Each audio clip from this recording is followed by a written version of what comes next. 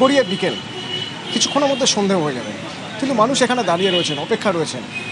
আসলে জানেন তারা কিসের অপেক্ষা করছেন? তারা অপেক্ষা করছেন যে এই রকম একটা ঘটনা, সেই ঘটনার তদন্ত কীভাবে তদন্ত হবে, যারা যারা বেআইনি কাজ করলো, যার জন্য 9 জন মানুষ মারা গেলেন জাস্ট ঘুমের মধ্যে।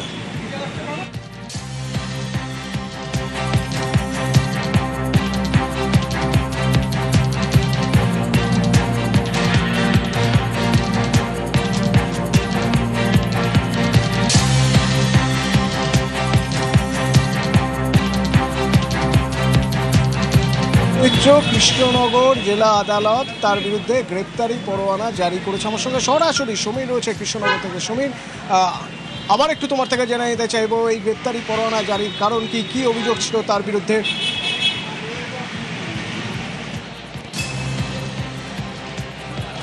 দেখো, এই যে মহুয়া মৈত্র, তিনি বিভিন্ন সময় আমাদের যে ভারতের সেনা সেসব সম্বন্ধে কুরুচিকর মন্তব্য করেছেন। বিশেষ করে অপারেশন সিন্ধু নিয়ে তিনি কুরুচিকর মন্তব্য করেছিলেন। এছাড়াও ভারতীয় মহিলাদের সম্বন্ধে তিনি কুরুচিকর মন্তব্য করেছিলেন। এখানকার যে মহিলারা গলায় তুলসী কাঠের মালা পরে সেটাকে নিয়ে তিনি বাজে মন্তব্য করেছিলেন এবং মহিলাদের তিনি বোরখা পরা নির্দেশ দিয়েছিলেন হিন্দু মহিলাদের।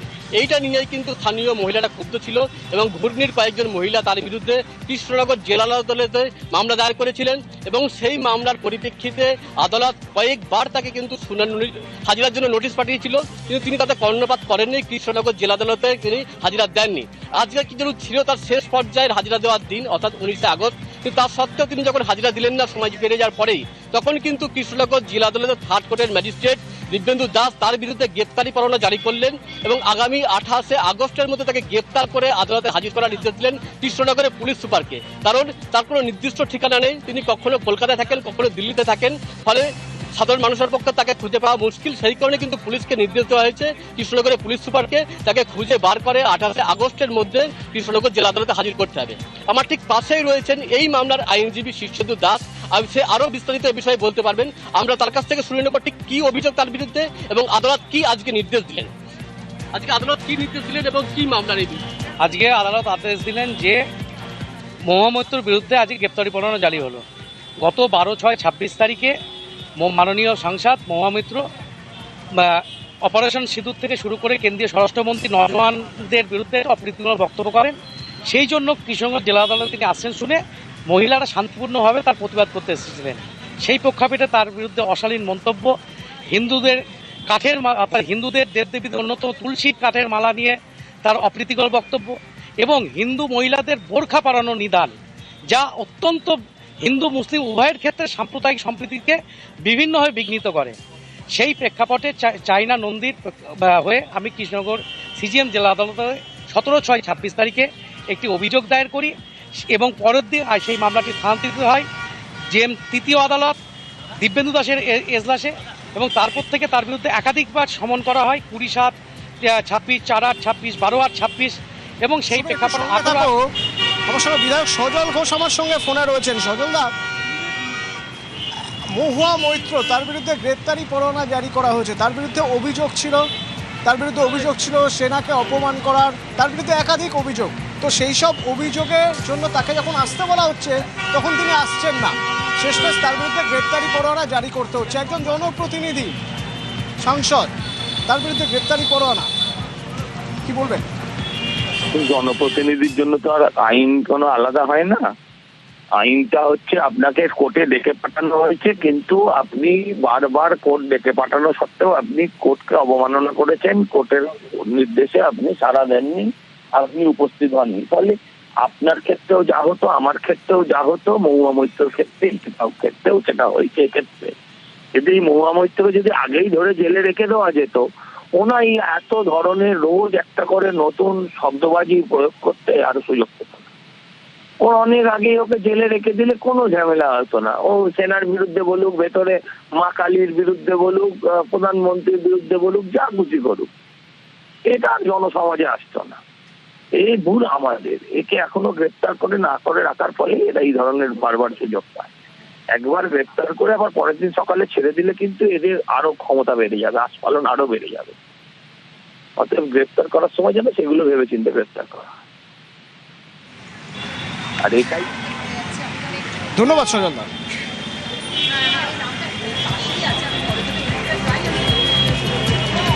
তার বিরুদ্ধে কি অভিযোগ? তার বিরুদ্ধে অভিযোগ সেনার বিরুদ্ধে মন্তব্য, এবং তার বিরুদ্ধে অভিযোগ কি? অপারেশন সিঁদুরের সমালোচনা। বারবার তিনি হাজিরা এড়িয়েছেন। সমীর, এর আগেও তাকে হাজিরার কথা যতবার বলা হয়েছে তিনি হাজিরা এড়িয়ে গেছেন। এমনকি তার আইনজীবী এটাও বলেছেন যে এখানে বিক্ষোভ হতে পারে, এইরকম আশঙ্কা রয়েছে, সেই জন্য তিনি হাজিরা দেবেন না। তারপরে তাকে অ্যাসিওর করা হয়, তাকে বলা হয় যে না, এখানে কোনো রকম কোনো বিক্ষোভ হবে না, তারপরেও হাজিরা দিলেন না।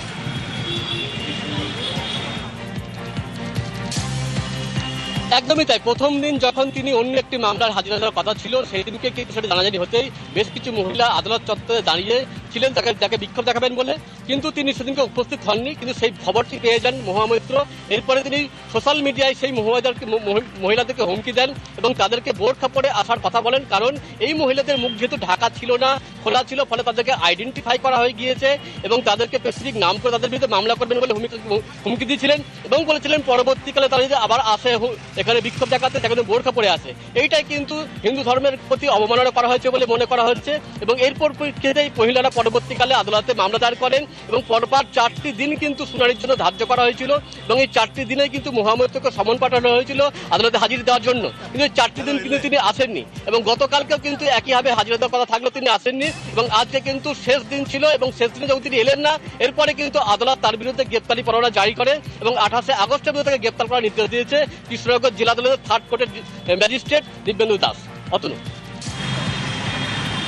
রাজ্যের মন্ত্রী তাপস রায়ের সঙ্গে আমরা কথা বলেছিলাম, তিনি কি বলছেন একবার শুনবো। তারা এই বাক স্বাধীনতাটাকে একেবারে স্বেচ্ছাচারিতার পর্যায়ে নিয়ে গেছে। এদের স্পর্ধা উদ্ধত্ত ভীষণ। সেটা অবশ্য মমতা আর অভিষেককে শুনলে বোঝা যায়, ফলো করে আর কি ওদের দুজনকেই, কোথায় বলতে হয়, কি বলতে হয়, কাকে বলতে হয়। আসলে কিছু না করে কিছু পেলে যা হয়, পরিশ্রম করে পাওয়া আর কিছু না করে কিছু পেলে, এর আগে ওর সদস্য পদ গেছিল সেই ভয়ঙ্কর একটা ঘটনায়, সুতরাং গ্রেপ্তারি পরোয়ানা জারি করেছে, ঠিক করেছে। আমার স্বাধীনতা রয়েছে বলে আমি যা খুশি করতে পারি, বলতে পারি, সেই স্বাধীনতা কিন্তু আমাদেরকে দেয়নি আমাদের দেশের সংবিধান। সমীর, মহুয়া মৈত্রের তরফে কোনো রকম কোনো রিয়াকশন পাওয়া গিয়েছে?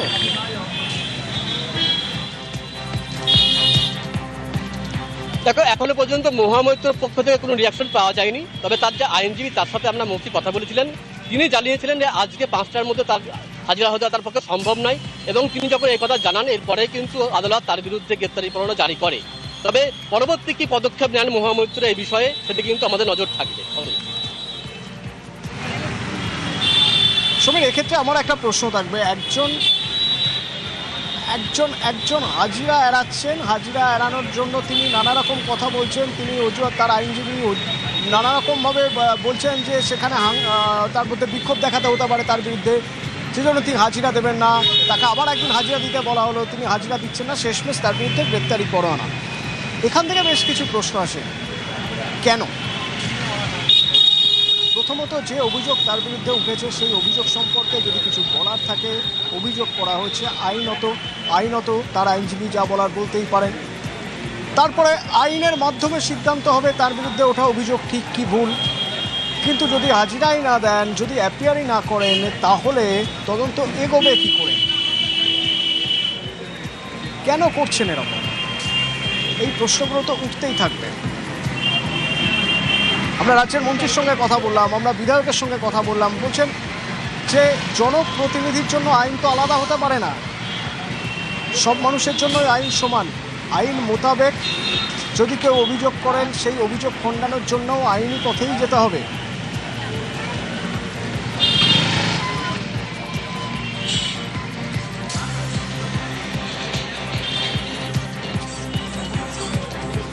সমীর, এখান থেকে এই যে এত প্রশ্ন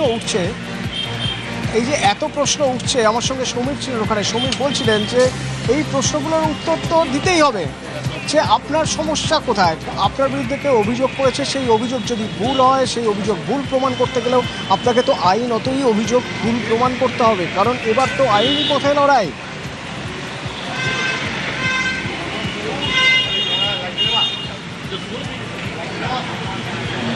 অন্য দেশ থেকে যার ওটিপি দিয়ে প্রশ্ন হয় এবং শুধুমাত্র কতগুলো ডেফিনিট কোয়েশ্চেন এবং সে নিয়ে তার সদস্যপদও খারিজ হয়েছিল, তার থেকে এর বেশি কিছু এক্সপেক্টেড নয়। উনি বিভিন্ন জায়গায় একটু বক্তৃতা করতে ভালোবাসেন, কিন্তু ওনার সদস্যপদ কেন গেছিল সবাই জানে। ওনার সদস্যপদ চলে যাওয়ার কারণ কি ছিল তো এভরিবডি নোজ। সুতরাং উনি সেনার বিরুদ্ধে বা ধর্মীয় ভাবাবেগে আঘাত দিচ্ছেন, এতে অবাক হওয়ার কিছু তো আমি দেখছি না।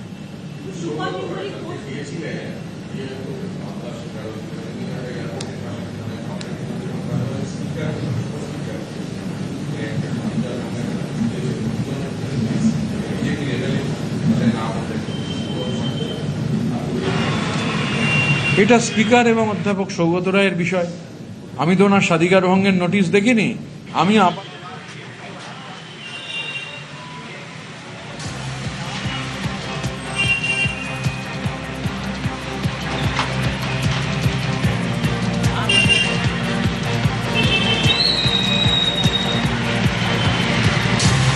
আমরা সুজন চক্রবর্তী আমার সঙ্গে রয়েছেন।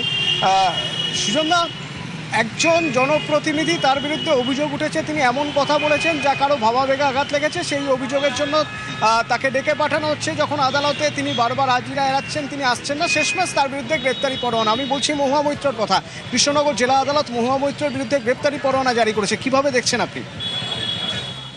মহুয়া মৈত্রর বিরুদ্ধে যদি গ্রেফতারি পরোয়ানা জারি করে থাকে লোয়ার কোর্ট, তাহলে নিশ্চয়ই আইনের আশ্রয়ে মহুয়া মৈত্র নেবেন। সেটা নেবার সুযোগ তার আছে, সেটা তিনি ঠিক করতে পারবেন। দেখুন, কিন্তু আমার কথাটা হচ্ছে যে এটা সবার কাছে স্পষ্ট, যারা ভয়ঙ্কর প্রতিহিংসার মনোভাব নিয়ে যে রাজ্যের শাসক দল বা দেশের শাসক দল চলছে, এটা নিয়ে কারোর জন্য কোনো সন্দেহ থাকার কথা নয়। আইনের শুধু ভিন্ন কথা। মহুয়া মৈত্র সম্পর্কে আমাদের অনেক সমালোচনা আছে, ছিলও বটে বরাবরই। বরং এখন যারা শাসক তাদের তো কোনোদিন শুনিনি যে এইটা ঠিক করেনি, ওইটা বেঠিক করেছে ইত্যাদি বলতে। আমাদের যা সমালোচনা আছে থাকলো, কিন্তু মহুয়া মৈত্র এমন কোনো কথা বলেছেন, সেই কথা বলার জন্য ভীষণ অপরাধ করেছেন। আর যারা তার চাইতেও বেশি অপরাধের কাজ করছেন তারা সব সাধু পুরুষ। শাসক যেভাবে চলছে তার মানেটা তাই দাঁড়ায়। এবং যেভাবে তার জন্য বোঝা গেল প্রতিহিংসাটা, কদিন আগে মাঝরাতে তিনি থাকবেন, সেখান থেকে পারলে প্রায় উচ্ছেদ করে দেয় ওই সার্কিট হাউসে না কোথায় কৃষ্ণনগরে। তাহলে একটা পরিকল্পিত ভাবেই একটা প্রতিহিংসার মনোভাবে যে শাসক চলছে, তার প্রতিফলন সমাজে এটা কখনোই ভালো হচ্ছে না। এটা আমাদের বুঝে রাখা উচিত। বাকিটা উনি নিশ্চয়ই আইনের লড়াইতে লড়বেন, আমাদের যে আপত্তি থাকার থাকলো। কিন্তু এই প্রতিহিংসা, একে আমরা কখনো সমর্থন করতে পারি না। ঠিক।